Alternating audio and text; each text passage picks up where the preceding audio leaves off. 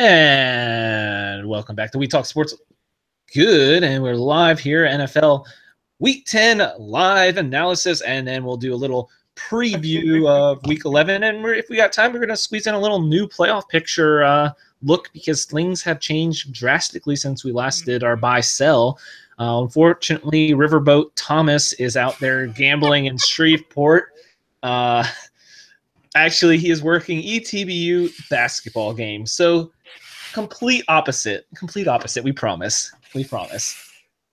I don't know how long you've been planning on saying that, but I really hope it was just on the fly off the top of your head. It was actually. I didn't think about it until right when I was playing the music. I was like, I got to give Thomas. He got mad at us for not giving a big enough shout out last time. So Riverboat Thomas. There you go. He's out in Shreveport. We know what you're really doing, Thomas. Basketball. On them after slot the basketball machines. games. After that basketball game, maybe just playing Pop-A-Shot, though. Who knows? But hopefully, maybe ETB. Who is out there in Shreveport to play for ETBU? Is it a tournament? Yeah, a tournament would make sense. Because right around Louisiana College isn't in Shreveport, are they? Mm-mm. That's what I didn't think. So I live like 30 minutes away from Shreveport, maybe 45, and I don't even know what college is there, to be completely honest with you. There's LSU in Shreveport, LSU Shreveport. Oh, yeah. But they're NAIA. Are they? Okay. Yeah. I don't know. Yeah. I don't know who they'd be playing. They could play them for a basketball tournament early in the year. They could play them. Okay. Well, now we know what Thomas is. He really is truly doing. So this is, like I said, We Talk Sports Good, and that is sports. So, but we'll actually get on to the NFL. Go sports. And we will kick it straight into Thursday night action. Bright Birds battle. We have the Seahawks and Color Rush, Cardinals and Color Rush. All about that Color Rush here, apparently. I like Color Rush uniforms. I think I'm the only one around. Still split. It depends on the team. I will say that. It really does. I didn't mind Thursday. Seahawks with the neon green, I've gotten used to it. So I kind of like it. I like the Cardinals. I like the Cardinals a lot. Yeah. I hope the Saints get to wear theirs this year at some point.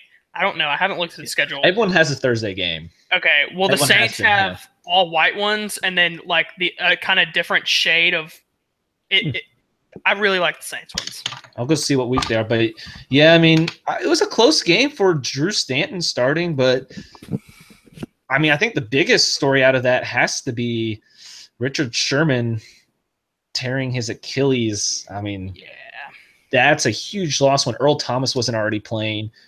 And they had to go out and sign Byron Maxwell now. I mean, at least has familiar back on it. Hopefully Earl Thomas comes back, but Cam Chancellor was the only one of the Legion of Boom left in the game. Yeah. That's not a good signing. I mean, even he was beat up. So this team is all Russell Wilson now, you have to say. Does kind of shifted off of – I mean, they still have a good front line, but I feel like at this point their hope is all on Russell Wilson's arm and hopefully not getting in more trouble on concussion protocols. Yeah, I mean, they still have a good rush defense, but, I mean, knowing the NFL, rush defense can only get you so far. Every team's kind of more focused on passing at this point for the most part. But, yeah, to me, the weirdest thing is just that, I mean, in the years past, we've seen that Seattle, it doesn't really matter who their running back is after Marshawn left, that they could still kind of get one going week by week, and they just haven't done that. I mean, Rawls, 10 for 27. McKissick, I think is his name, 5 for 26. CJ Prosise, 3 for 3. Like, it's just kind of weird that they can't get anything going. And then I don't remember. Dwayne Brown got hurt during the game, but I don't remember if he came in or not back in. I didn't see. I wasn't actually. I don't remember. I mean, that.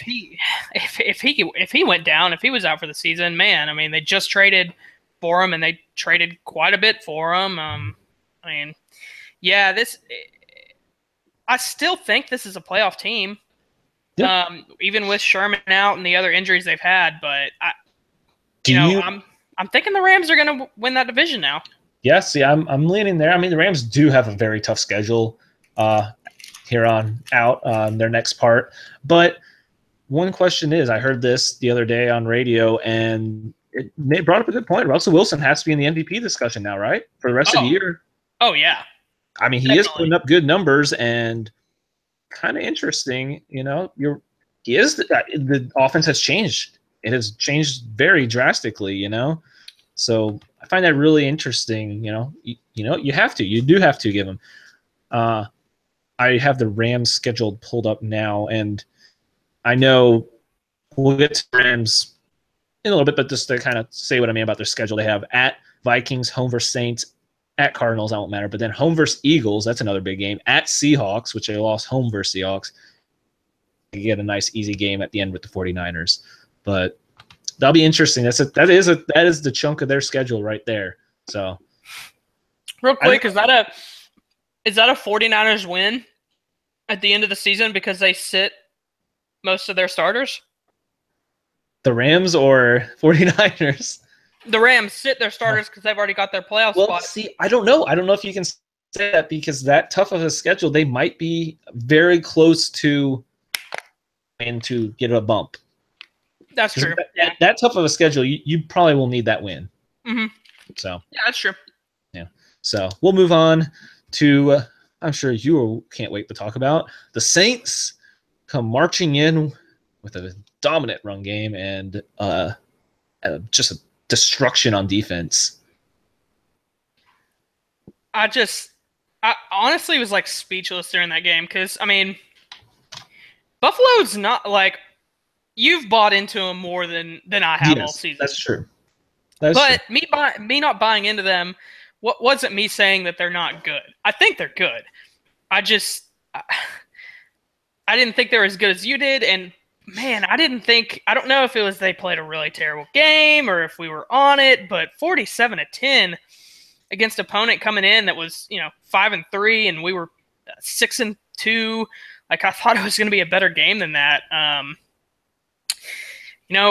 can't remember what the exact time of possession was, but we absolutely destroyed them. Oh, New Orleans time of possession, 41 minutes, 23 seconds. Buffalo, 18 minutes, 37 seconds. Ooh. That's why, like earlier today, you said Peterman. Yeah.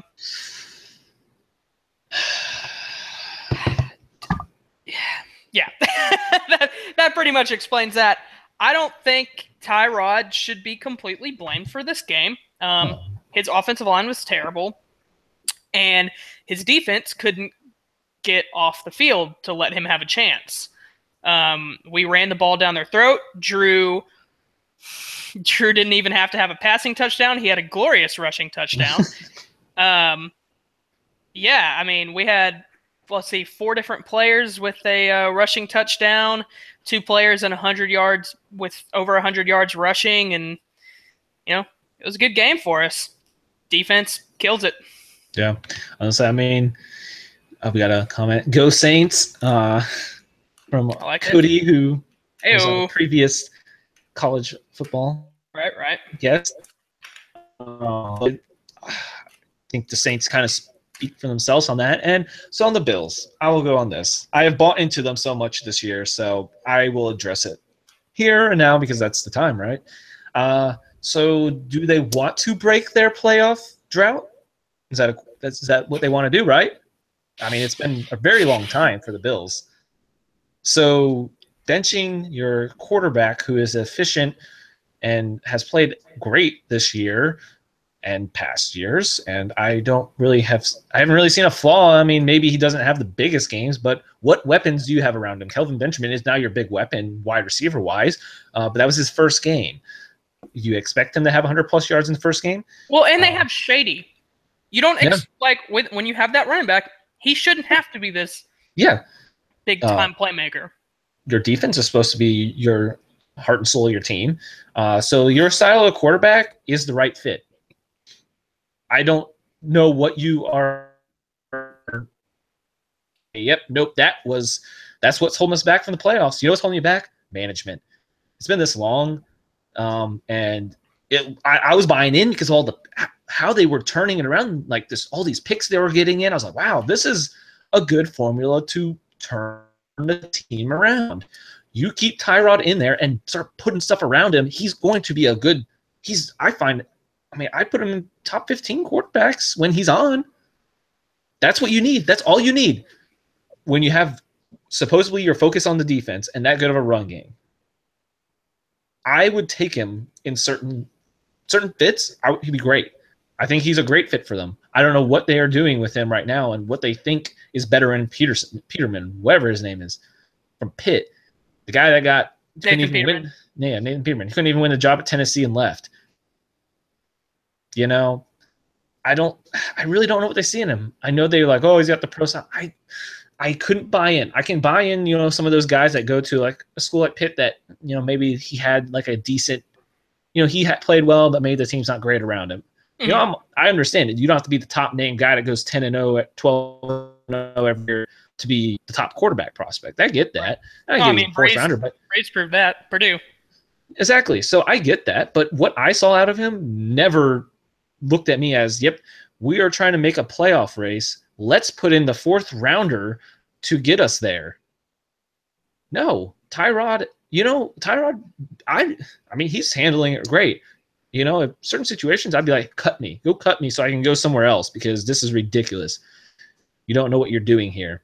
And if I'm him, obviously they don't show any interest in you for the future. So if I'm him, I'm walking. Yeah. Obviously he's walking and he deserves something good in the future. And hopefully, I know you mentioned the Browns grabbing him up. I hope not, because I think he has a good fit for go back and forth on the Jags. If he goes to the Jags, I'm all in on the. I mean, I know I bought into the Jags big time, but there was some flaws to Sunday on the Jags. One Bortles throwing 51 passes, but that interception. Yeah, exactly. Tyrod won't do that for you. You know what? He will run the ball instead on that. He will be very efficient.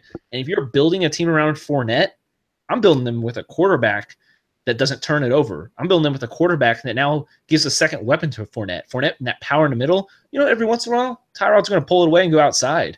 Yeah. You want to pound hard on Fournette going up the middle? If the weapons start developing outside, I like Tyrod to the Jags. I think that'd be a great fit. The reason I say he'll go to Buffalo is because Buffalo is Cleveland? Cleveland. Sorry. Cleveland is so desperate for a playmaker. I think that they've been trying to get a more mobile quarterback in there. Drafting Manziel, picking up RG3. That neither one of those worked out. Kaiser's a more, I wouldn't say he's super mobile, but he can get out of pressure if he needs to. Yeah, he did. He did on Sunday. Yeah, he played well. I could see him going to Cleveland and Cleveland essentially ruining another potentially good player's career. Yeah, the Bills. I don't know what you're doing. I thought they were. No. I thought they had a good plan going, and I don't. This seems like a short lease. This offseason. Well, it was offseason still. It was like preseason, I think, when they traded Darby and then traded Sammy Watkins. I think me and Thomas both. This is actually when we really started getting serious about making our podcast. I remember because I texted y'all, and I was like, "What are they doing? I don't understand what their plan for their franchise is." I mean, you're trying to bring in young guys, but then these guys that are young pieces that you want to build around. Darby's one of the better young corners in the game, who is on the Eagles, and I don't know if he's gotten back yet or not. He's coming back this week. Okay, that's gonna Godspeed, Cowboys, Godspeed. And then letting Sammy Watkins, two guys that you would want to build around. They trade them away. They're stockpiling picks. I get that, but I just don't know where they're going. This offseason is huge for them because they need to make a direction. Where are they going? What do they want to do? What do they want their identity to be? Because to me, they don't have an identity other than shady, but that's not even working. This week it didn't work at all. Yeah. 8 carries, 49 yards. It's not working. I thought they were going for tank mode. That's what I thought. And I like that. If that's what you're doing, fine, sell out. But now I'm not sure because then you were winning and then you're trying to win and now you're not. Are you trying to still sell and tank? Are you trying to make it now? now I'm lost. I was starting to get on board with it. Now I can't anymore. Tyrod deserves better. I'm a fan of his. Yeah, he's good. It's really good. Yeah, I think he'll have success anywhere else. So, anyways, how about New York? Sorry, Bills. Giants or Jets? Oh well, I was gonna say Fitzmagic showing a little life there for the Buccos, 15-10. Oh gosh, that's such a rough game. That was a rough game overall. I don't even know if I can really say anything on it. It was rough, man. Not a fun game. I would be perfectly fine with just skipping that one. Yeah, I'm sorry, guys, but yeah, that was rough. There's nothing to say about it. That was awful. No, I was actually going to go with the Lions. They struggled versus the Browns a little bit because Kaiser, when he broke the pocket, was what was beating them. And for some reason, Crowell was just dominating them. That was rough, but they at least made second half adjustments, and Stafford is really showing, the new life of him as a QB. What they're like really letting him go more and more, this year, which is great because that's what they have to do. I still don't think he's worth what they paid for, though. Yeah, I still do. The market in the future is going to be. The thing is, it keeps it's going to just keep getting worse. So they locked him in long term until the next guy they draft, honestly.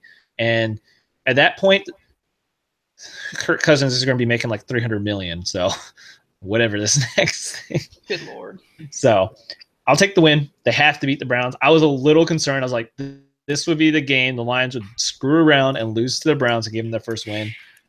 Get it over with. Move on. Can they have a East? Nope.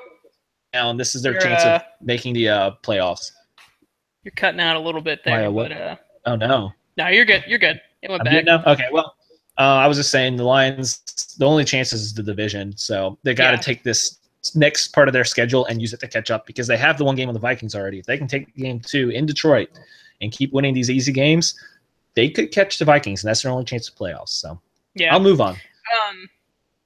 Real quick, let me get an Abdullah check up on you. Is he still on pace for the first 1,000-yard rusher in forever? I don't think. Is he still? Can he still get there? Let me check real quick. Be looking up that, and I'll talk about the Browns for a second. Okay, go for it. Browns offense showed a little life, for God's sakes. Kaiser didn't look bad. 21, 37, 232, touchdown, interception. I think he had some good rushing yards this past week. Where are you going? Did you hear that? Nope. Oh, I'm good. Sorry. Some music started playing in my ears when I was looking up stats. Sorry. Oh, that happened to me a few weeks ago, and you all looked at me like I was crazy, and I just kept going. But they got their running game going finally a little bit with Isaiah Crowell, 16 carries, 90 yards, a touchdown. Man, if they could just get some playmakers around Kaiser in the receiving core, their defense isn't – I mean, Detroit put up 38, but their defense isn't terrible when they're completely healthy. I still don't understand why they traded away Joe Hayden for the life of me. I don't understand that. He got hurt, by the way, this week. He's probably out for quite a while, I think. But, so Browns shown a little life. I have faith that they're going to win a game. Well, I hope so. I have faith. I don't want anyone to have the enduring pain of what the Lions Wait, no, don't you want that so people can forget about y'all having it? I don't know. I just don't want it brought up anymore. At the same time, I don't know. I mean, if they get close, if they're like 0-14, then I probably want to just. All right, you go 0-16 then. Yeah, because then they're also going to start talking about the Lions doing it a lot too. Yeah. If it got that close, go for it. Take it away. Abdullah is averaging 52 yards a game, so no, he's on pace for 833 rushing yards. He needs some big games here soon to really help. He only had 52 versus the Browns on a 4.7 yards per carry. He only had 11 carries. Browns-Packers. Yeah. That's it. That's the game. Browns-Packers. They can win that game. I mean, actually brings up a point I have is I'll just go to that now. The Steelers play down to an opponent. That's always a big issue for them. I know Ben Roethlisberger has that ridiculous record versus the Browns, but I mean, fair enough. But a 2017 win over the Colts. the Colts with that really bad defense, man, I mean, that's playing down to your opponent. I don't care if it's in Indianapolis. You should be able to run all over them. You should have no trouble passing on them. I give credit to Jacoby Brissett, man. He got traded there in season, no training camp, no playbook, and he's looks good for what's around him. He's got T.Y. Hilton. That's about it. You got an aging Frank Gore. I mean, I don't know if I can really call that much a terrible offensive line. Moncrief's literally not much this year. So it's T.Y. Hilton and Jacoby Brissett. Yeah. I have our friend of the show, Jalen Jury, who was on our basketball show. If anyone knows him, he is a big Indianapolis Colts fan. And I was proposing to him, is it over with Luck? Are they done with him? I mean, he gets hurt almost every season. I mean, he's been there a pretty long time. I mean, he's got to be like 27, 28 now, right? Yeah, or maybe right. 26, 27, 28, something around there. I'll look it up. I mean, he hasn't shown him much. He had that one good year where he made a little playoff run. I think they won a wild card game and then lost the next round, if I'm remembering correctly. They did have the loss to the Deflategate in the AFC Championship. That's what it was. That's the year I'm thinking of because that's the same year he's 28. Okay, 28. Yeah. I mean, and that's the best run they had, and they haven't gotten close to that since. And I don't know what his contract looks like at this point, but if it expires in the next year or so, do they part ways with him? He wasn't sure. His first thing was they need to get rid of the owner, Irsay. But good luck with that. If there's any owner that's getting out of the NFL anytime soon, I think he's in the Dallas area, according to what the owners were talking about this past week. But that's a ploy. But anyways, also Luck signed a 6-year extension in 2016. Yeah. Okay. Well, doesn't look like they'll get rid of him anytime unless they traded him. Yeah. Which Indianapolis is definitely, like, we've seen them. They're definitely okay with making big trades like that. We've seen them do it in the past plenty of times. But yeah, I don't know. This is another franchise where what are you doing? Where are you going? All right, here's a question. I heard this. Louis Riddick on ESPN said he thinks Jacoby Brissett, if you give him another 2 years, can be a superstar. Say that one more time. Brissett, a few years, and he's a superstar? Give him 2 years in a system, in this system, saying like the Colts keep him and they just give up on Luck. Give him 2 years and he'll be a superstar. I don't know about a superstar, but I don't think he's bad. I think he's a good quarterback. That's what he bought completely in there. That's what he brought up. He's like, look, what he does right now with no knowledge of their playbook coming in is extremely impressive for someone that young. And if you stuck with him and actually have a full playbook for him, you would have a great quarterback. I'll make a bold prediction here. In, I don't know, 8-10 years, when it's all said and done, Brissett has a better career than Jimmy G. Ooh, all right. That'd be interesting. The battle of the backup QBs of the Patriots. Yep. Where they go their separate ways. Okay. I can see Brissett having a better career than Jimmy G. Okay. That's interesting because, I am very interested in the what happens with those guys. I mean, Patriots kind of develop them and people are all over them, We have a comment from one Chase Gilmore regarding the Lions. He says that Amir Abdullah needs some milk. That he needs some milk. He probably does at this point, man. Yeah. So interesting comment from one Charles Gilmore. Huh, strange. I do actually want to bring something up real quick about that draft class, though. Okay. As we talk about Luck, that draft class is kind of I don't want to say bad, but it's Russell Wilson, man, and Kirk Cousins, 3rd and 4th round picks, man. You had Luck go 1, RG3 go 2, Saw that. Poor RG3. Yeah. 8 went Tannehill. Still haven't figured out exactly who Tannehill is. He's always a question. Number 22, Brandon Weeden. I was just say that was the Whedon year, wasn't it? The Weeden year. 4 first-round quarterbacks. Those are the 4 first-round quarterbacks. Is there any like second, third, fourth, fifth round guys that are better than like That's Luck? what we'll get to.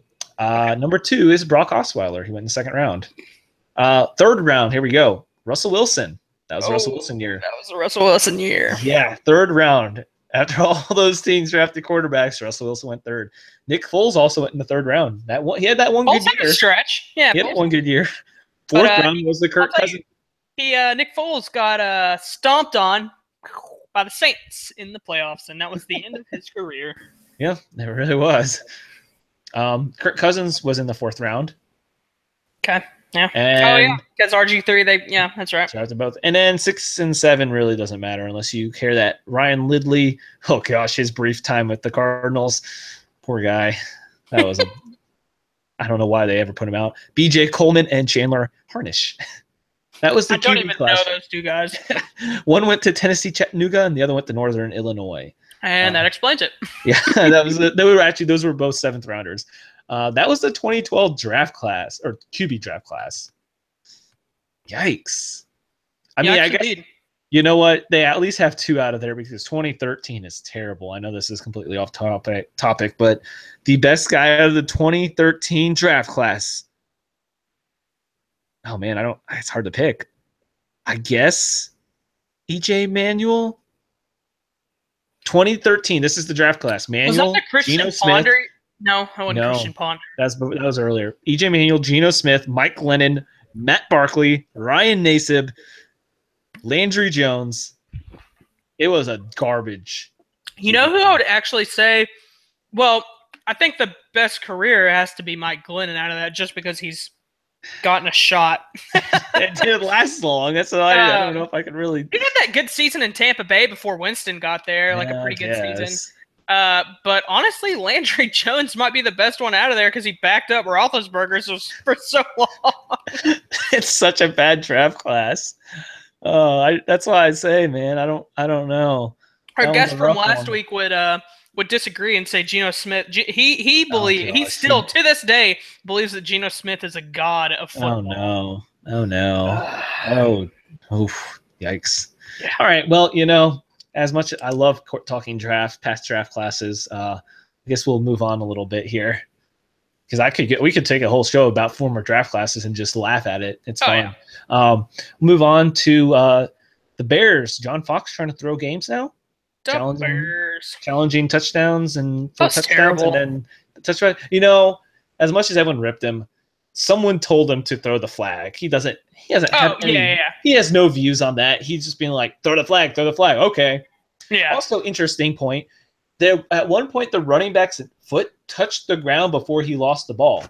Why wasn't the play dead on review? He was short of the end zone before the ball came loose. So I think in the offseason, they need to have a long, long discussion of making these all of the rules and reviews and everything, catches, fumbles, everything.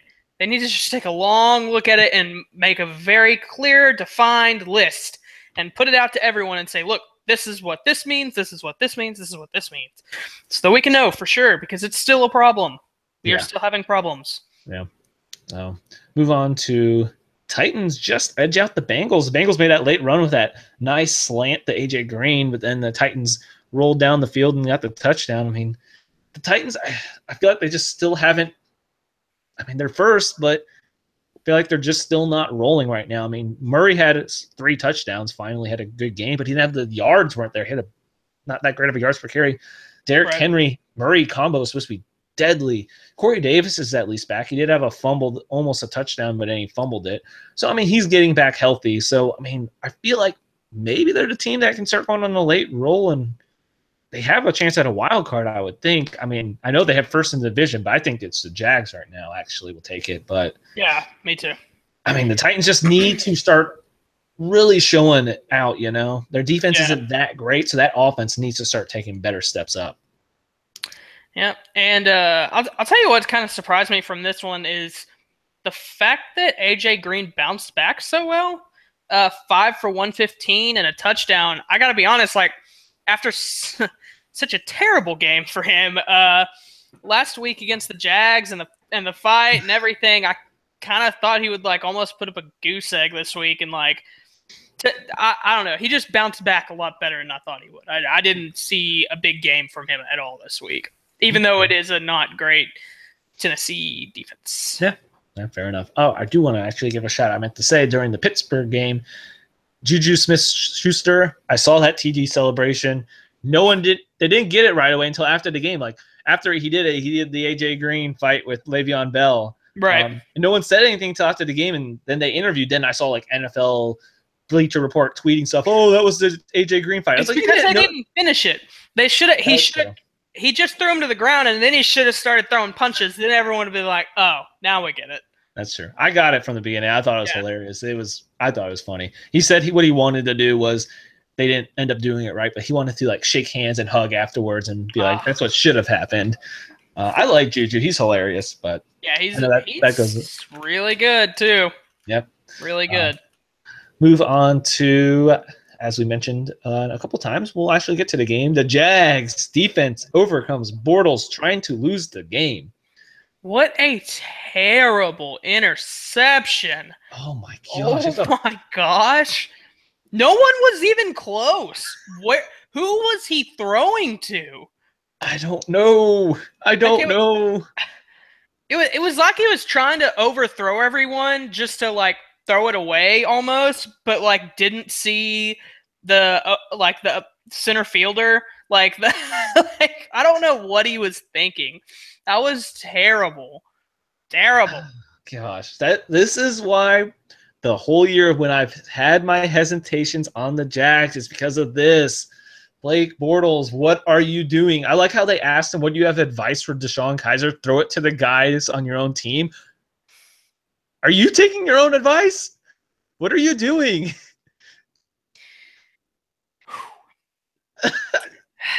The only thing that if I could do a Seinfeld imitation, I would do the "What are you doing" Seinfeld right now.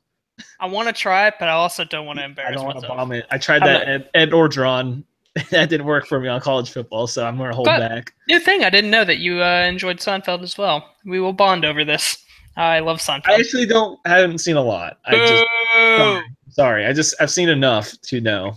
So, but the only good thing that came, I mean, obviously they won the game, so that's a good thing.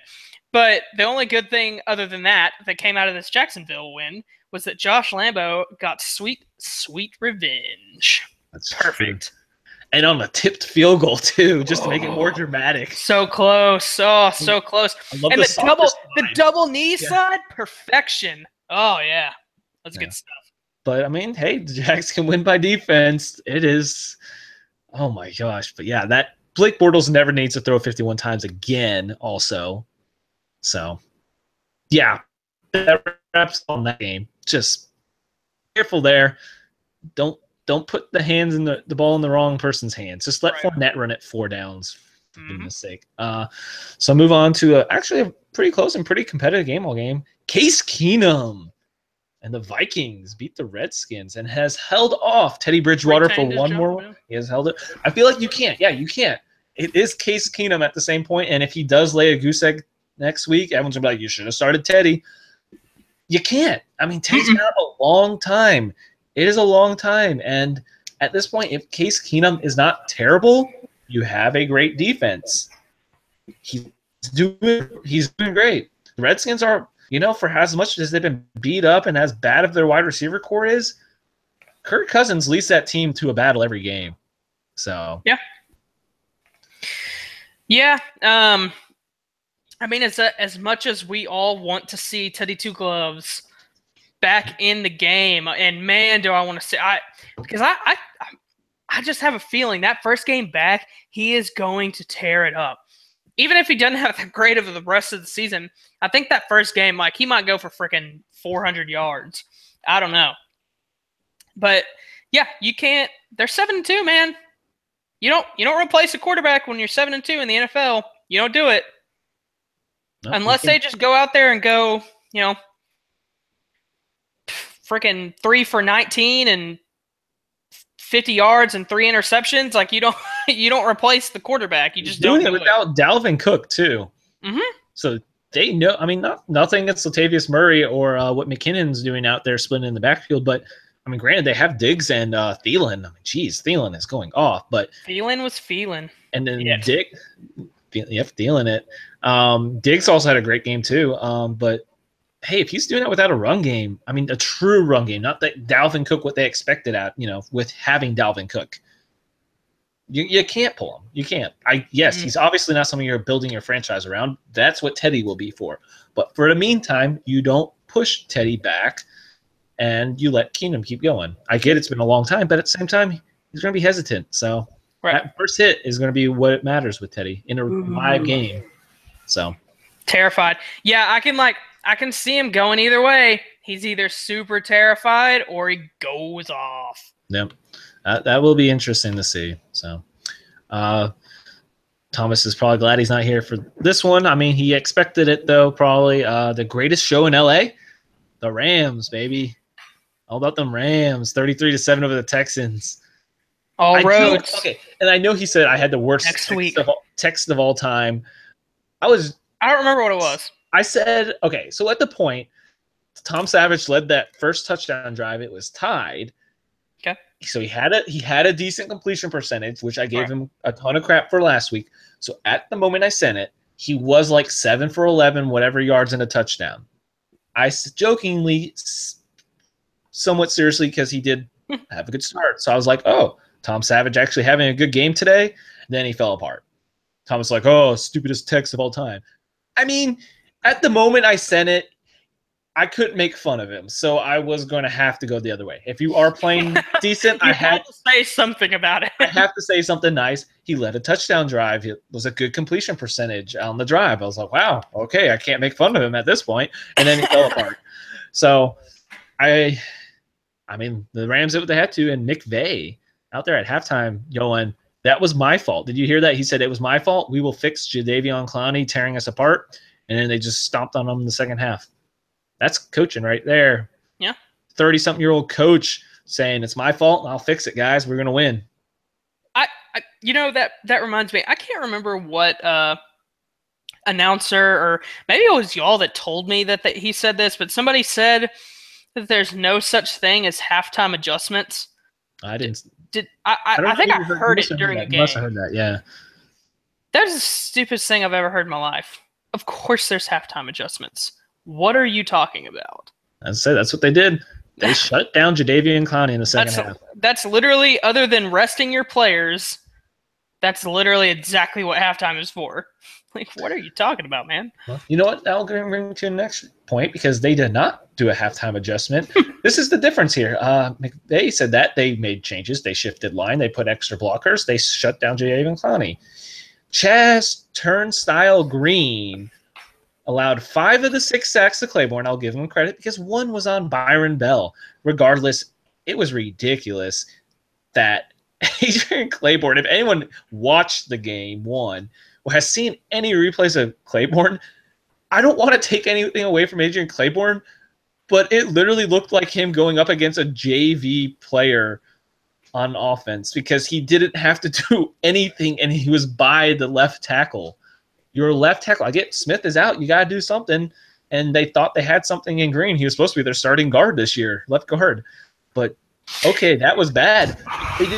They never shifted the line. They never put an extra tight end or even Witten over there. Witten's a decent blocker. They didn't put the running back to the left of the quarterback. They made no adjustments.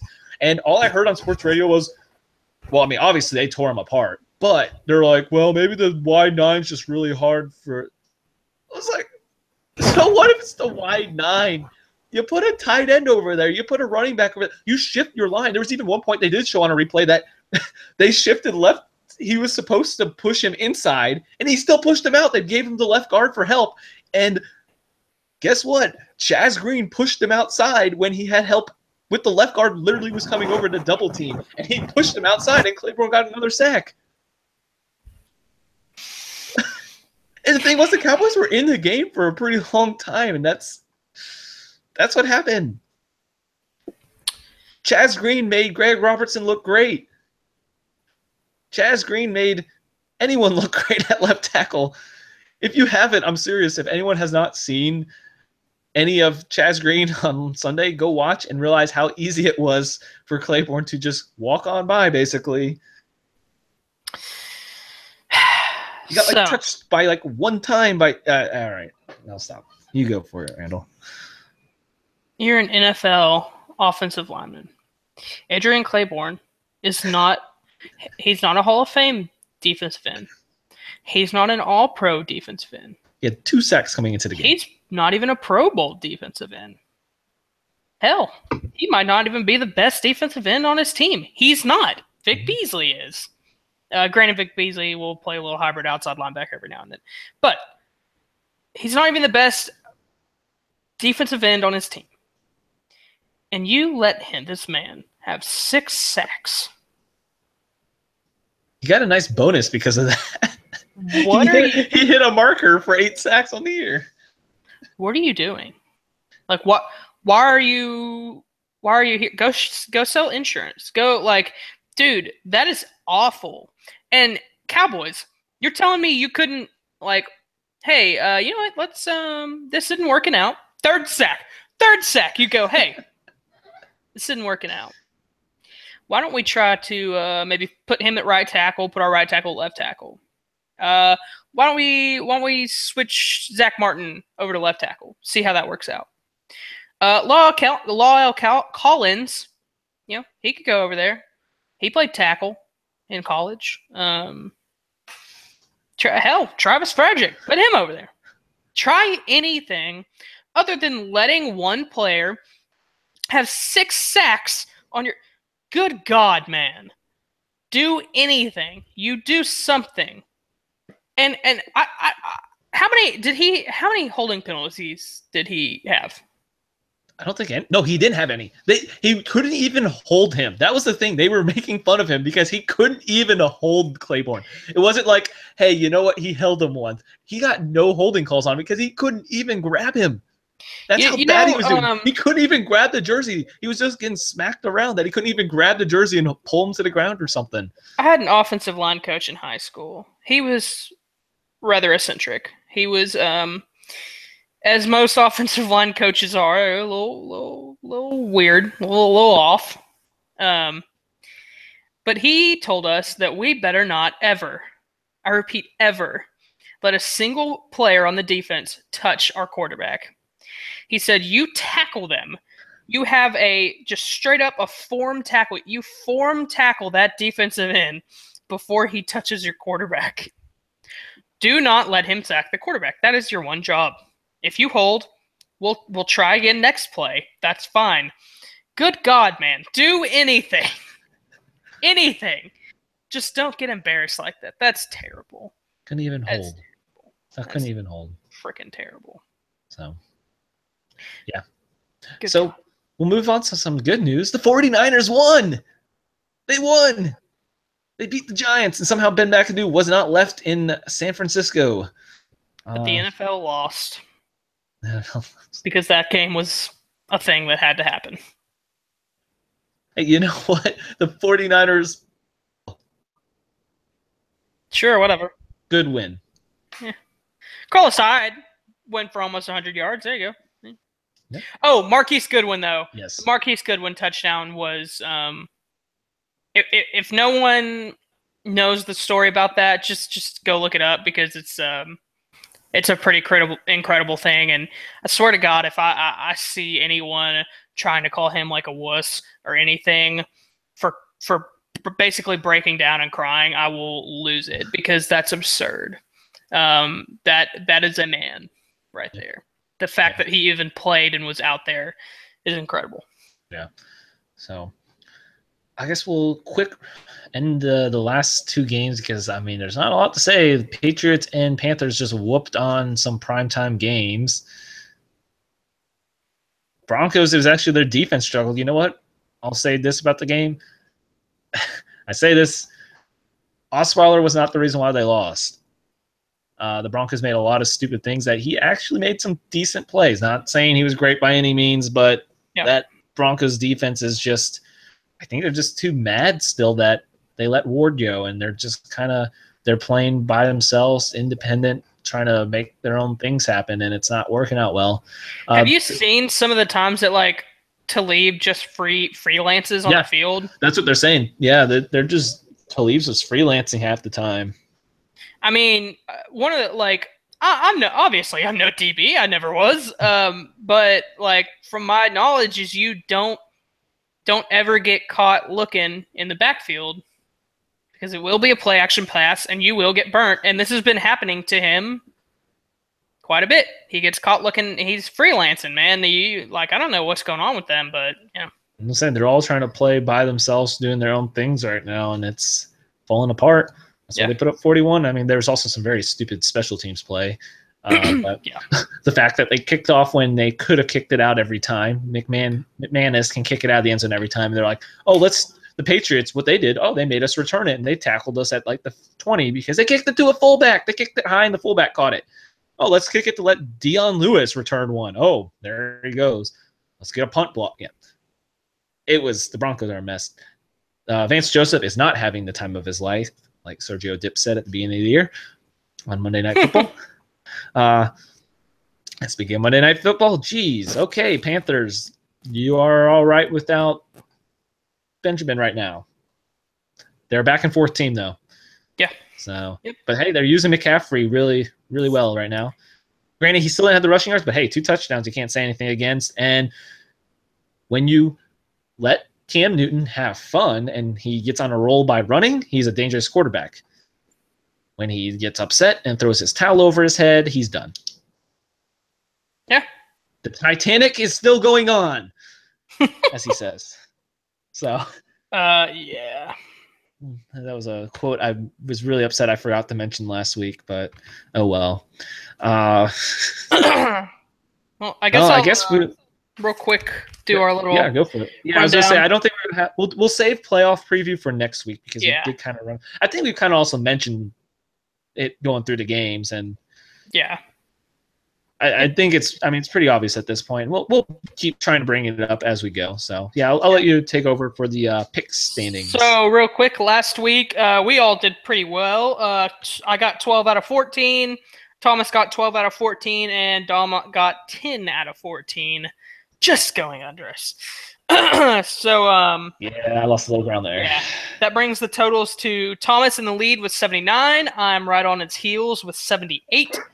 And Dom falls a little bit back behind again with 66. All right. Well, so some more crazy picks coming from Dom this week. I might have to. I'm kind of looking at it. I did send Thomas the schedule over, so we'll get his picks before Thursday, so he doesn't try to cheat us out of anything. He's still going to try to cheat us out of stuff. He still will try to cheat us out. So we won't be able to share Thomas's picks, but Randall will have it when we get it. Randall will put it down with our picks, so we'll still have the updated lead dog status. We'll kick it off for Thursday night. Titans travel to Pittsburgh. Yeah, this is a good notch up, I think, on Thursday night again. Yeah. Like we said, Pittsburgh has kind of been playing down or up to their opponent, depending on what you look at it like. But I really don't like Tennessee right now, to be completely honest. So yeah, I'm going Pittsburgh. That's fair enough. I'm going Pittsburgh because they just have too much talent that they're supposed to be a top seed. And like I said, they're playing down the people, but they got to figure it out sometime because this is a good team, especially with their offense. Real quick, too, something we didn't mention, that Martavius Bryant was actually getting some work in this past game, which was interesting. So, yeah. He made a nice block, I saw, actually. So he's actually trying when on the field when not being thrown to. Yeah. There's a wide receiver screen, and he made a nice block. I was like, wow, I would kind of think he'd be the guy that just go, here's a block. Yeah, and that's it. Like the Janoris Jenkins, I don't know if you saw him on Come On Man on Monday night with his 2 just pathetic attempts at tackles. That is not effort right there. And I get you are Giants 1-8, 1-9 now, but that is that's what you look like when you're a 1-8, 1-9 team, and you're supposed to be the NYPD DBs out there. Yikes. So we'll move on that one. This one is probably a sweep. The Jags go to Cleveland. Bortles blow the game. No. Jags, yeah. I can't No way. Next up, this is an interesting. This was the week 1 game that is now this week. Bucks at Dolphins. Yeah, that's this game right here. I guess Miami. Whatever. Who cares? See, I don't. You know what? I don't. Dang it! I need Thomas's pick right here, or else I would definitely pick the Bucks. Well, the way he is, he's going to come back, watch the show, and pick everything that I picked, so he keeps his 1 point lead. True. That's true. So I'm going Bucks. I had Dolphins written down, but maybe a little more Fitz magic, and the Bucks win. I hope Mike Evans plays well because I have him in fantasy. Same, but I don't like him right now. So Bucks. Yeah. Next pick. This is actually an interesting game. Where they are at the year right now. Ravens at Packers. Got Baltimore, man. Good Lord. Yeah. That just Hundley is not good. Yeah. I will go Baltimore too because I think this is a huge game for them. 4-5 and 5-4 Packers. If they want a chance at a wild card, the Ravens have to win this week. So I think this is a must-win game. Hundley, you got to take advantage. Jimmy Smith is playing amazing out there on corner. Didn't I actually say that they would still win? Yeah, you still bought him as a wild card team. So yeah. Well, here we go, boys. The Lions travel to the Bears. Does John Fox blow another game? He does. Well, he doesn't have to blow this one. Yeah. Detroit blows them out of the water. Yeah, that's what I hope happens. Lions, obvious pick here. This is a really good game. This is what I mean by the Rams home stretch here. The Rams travel to Minnesota. I've got Rams this week. Fair enough. I'm on the Rams board. Not that Case Keenum plays bad. I think the Rams can take advantage of maybe a mistake or two. So I can't wait till next week because I have a feeling they did not going to pick the Saints. I don't know. I'm not sure. It depends on this week because this is a big test for the Rams. Did you say they already announced they're not flexing it? Yeah, they are moving them to, I think, Sunday night? CBS. They changed 12. No, it is 3:25. They moved it to okay, so it's they moved America's Game of the Week, and that what it is? Okay. Yes. I'm not sure if I think they bumped it back and they switched, I think, provider. I can't remember. They posted something on it, but Saints are usually on Fox, so. And I thought that's what the Rams are. So I think it's still I think it's just now it's Fox at 3:25. Gotcha. Okay. So, but anyways, yeah, that's what I think. But I think this will be a huge test for the Rams, and that will depend. This game will depend on my pick for that next week. Okay. I do need to see how they play versus the Vikings because that is a great defense. So that's a good test. This one's an interesting one. Cardinals at Texans. There's a chance that Blaine Gabbert starts, by the way. I haven't seen an updated injury report, but Drew Stanton was hurt. There's a chance if he's out for possibly 2 to 3 weeks, we see Blaine Gabbert. Gabbert, Stanton, I don't care. Texans win. Fair enough. I actually picking the Texans because I think Savage gets benched and TJ Yates comes in and wins the game. He had a little magic with them back his first time around. He did. That's I think he gives them a little magic in this game. Wait, didn't they make the playoffs with him? They did. Did not go very far with him, but they did. So that's why I think he can give a little regular season magic and win the game. AFC South. Next up is us. We'll just move on because we both will have the Chiefs over the Giants. Not feeling bold on that. So Chiefs over Giants. Here's a good one because I know what you're picking. And we're going to probably have to agree. Redskins at Saints. Nolans. Yeah, I can't. I do think, like I said, Kirk Cousins is playing this team up a level than they should be. Their defense is good, but their offense is falling in pieces right now. But he's held them together long enough. But no, if they couldn't beat Minnesota, they're not beating the Saints. Saints are a top 3 team in the NFL. Yeah. So I can't do this one. People still sleeping on them though. This week. Oh. Yeah. Bills at Chargers. So they have made it official that Peterman is starting. Yeah. I'm actually gonna pick Buffalo, but not because of Peterman. Okay. I think that LaShawn McCoy has a big game, and I think that defense steps it up because they got freaking embarrassed last week. I think Peterman just plays just well enough to win. I had this from the beginning. Chargers, because of them taking out Tyrod. I am very upset at the Bills, so I am now probably going to pick against them the rest of the year now. That's how it's going to be. That's how it's going to be. I'm jumping off because I am upset with that. So go Chargers. Might be a home crowd for Buffalo, though. See some fans jumping off onto some tables out there in LA. Next up, the Bengals at the Broncos. Got the Bengals. I'll take a Brock Osweiler win here. Okay. They got to break that losing streak sometime. The defense is too good. Or I think. But the Mexico game, Patriots go, I was going to say go to Oakland, but Patriots and the Raiders both go to Mexico. It's technically a Raiders home game. I got New England, and I'm going to be honest, I don't know if they lose another game all season. Yeah, I can't. I can't pick the Raiders, Patriots. There's not games I can really make some big picks on. It's so weird because it's like the Patriots aren't even that good this year because people aren't talking about them because it's like we're so used to it. But they're probably might be the best team, maybe. Like what? It's weird. Yeah. This is a sweep. The Sunday night game, Eagles come here to Dallas. Fly, Eagles, fly. And especially, regardless if he does play or not, but especially if Tyron Smith is out, they're done. Guess what, people? The Eagles' defensive line is billion times better than the Falcons, so watch out. And Sean Lee is officially out. And if you ever looked at their record without Sean Lee, it's not good.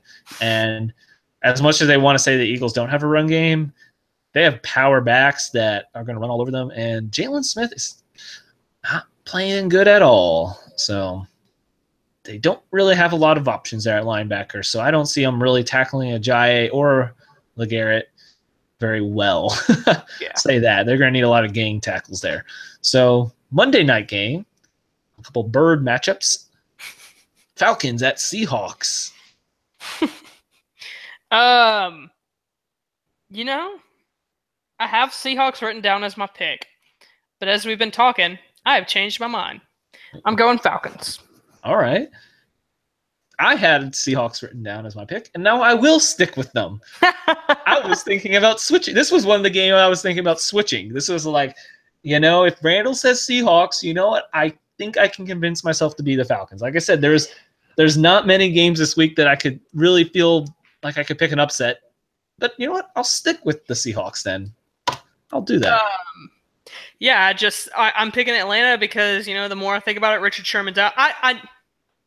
First off, I like Richard Sherman, believe it or not. I actually like him, mainly because all of his antics are planned. He is a very smart dude. If people don't know, I'm pretty sure it was a 4.0 he got at Stanford. Yep. That's not easy. He is a smart person. And I like him because everything he does is planned and he does it to get under your skin and it works. Mm-hmm. But I do not think he's as good of a corner as everyone thinks he is. He's good, don't get me wrong, but he is a product of that system. They don't man up like that. They don't man up like the Cards do. Like Patrick Peterson is man up on your best receiver every time, period. Sherman's going to stay on that side of the field, but regardless, I think that him missing is going to hurt them because now you have, Shed on one side and Maxwell on the other. Yeah. That's not great, and that's not going to hold Julio. Fair enough. That's why I was considering this be my game I switch. But if you were going to switch, I'll stick with the Seahawks. All right. Fair enough. So this is, Thomas did send me a tweet of the week, but I just don't feel like it's right without Thomas reading it off. So yeah, it's not right. It's not right. Plus, we've both seen it, so yeah, it's kind of not as fun if we read it and knew the answer. So, anyways, we'll save it. That's a Thomas thing, and it's just not right to do it without him. So, Sports Good. Don't forget to like us on Facebook, follow us on Twitter, subscribe to the YouTube, add us on Snapchat, send in questions. We'll try to be on the regular schedule. NFL's been, I don't think we've really had problems with NFL on Wednesday. I know college football is kind of tough one. Hopefully we can keep doing it on Tuesdays as a live reaction. Yeah, I mean, my schedule is just kind of busy right now because we're about to be in finals here, and but as soon as that, I'm done and I'm in the real world, and I'll have time. I'll have a normal. I'm not gonna say 9 to 5 because I actually had to be at work at 5:30 in the morning, but yeah, so I'll have time and we'll be good. We'll be fine with timing then. And hopefully I get the job. Yep. But that might throw things off a little bit because I don't know when I'll be. I might have to just be later, honestly. Yeah. So we'll work out the schedule. We'll work things out. We'll work things out. We'll keep it going. But follow us. We'll keep updated. Like I said, I try to, if there is anything wrong, I do try to tweet it. I know not all our YouTube people have followed our Twitter, which is fine. I'm not upset. Do it. I'm a little salty, but if you would, if you don't mind, if you just follow them, and if you go, hey, what happened to the live reaction show? I put a tweet out. And that's why we did do a Monday pre-one, just to kind of try to have something to understand. And I did a little intro on that. But like I said, if you follow the Twitter, your answers will be solved. So with that, go do all those things for us. Have a nice night, and go football.